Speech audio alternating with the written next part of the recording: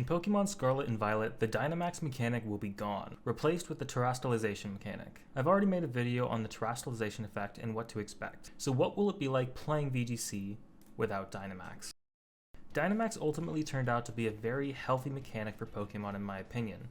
Dynamax did a few things.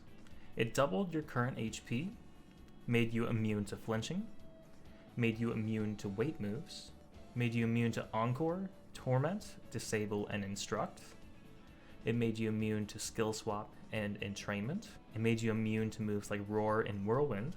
Dynamax caused the power of damaging attacks to increase to between 110 and 150 base power, but made them single target.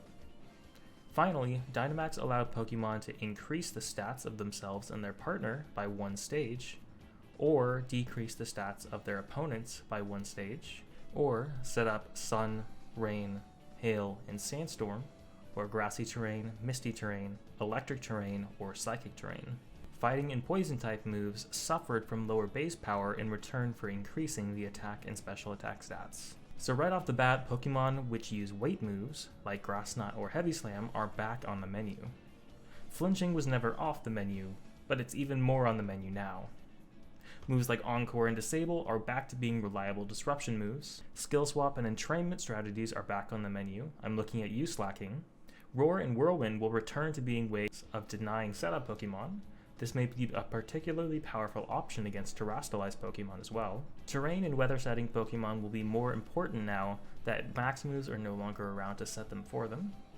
And finally, the most universal change is losing the ability to double a Pokemon's HP. This is quite a big deal as it allowed a lot of Pokemon with weaker defenses to last much longer. For example, one of my favorite teams I used in the earlier days of Sword and Shield was a rain team featuring Manectric and Rotom Wash. I would Dynamax Manectric, then discharge with my Choice Scarf Rotom, powering up Manectric and chipping the opponents with a 30% chance to paralyze. Manectric would follow up with a devastating Life Orb Max Lightning, and due to Dynamax, despite Manectric having base 70 HP and base 60 defense and special defense, it was able to survive all 3 turns of Dynamax most games, netting me 3 knockouts in a row. It also served as a powerful answer against hyper offense teams by allowing your Pokemon to survive the onslaught and take out one of their key Pokemon in return. Dynamax reduced the power of spread moves to an extent, as spread moves hit with 25% less power, which usually wouldn't threaten enough damage to stop a Dynamax Pokemon. With Dynamax gone, spread moves are going to be extremely lethal as a reliable strategy to obliterate your opponent with little hope of resistance. Both used by fast Pokemon, potentially with a Choice Scarf, or slow Pokemon used under Trick Room like Torkoal. Finally, stat increases will be significantly less common, as Dynamax will no longer be an option to boost the stats of yourself and your ally, primarily the speed stat. This means speed control options like Trick Room, Tailwind, and moves like Icy Wind will be much more critical to success. The VGC World Champions team had only a Defiant Thundurus for speed control due to the power of Max Airstream. Looking at previous World Championship teams, as you can see, barring a couple of years, Tailwind or Trick Room have been a vital part of VGC. I fully expect this to be the case going forward into Scarlet and Violet.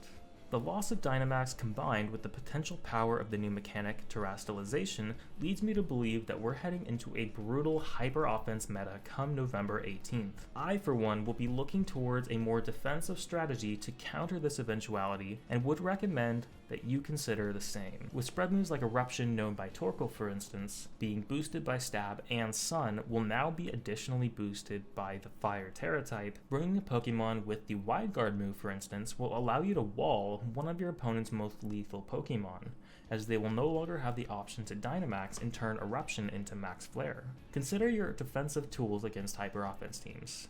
Otherwise, if you can't beat them, join them.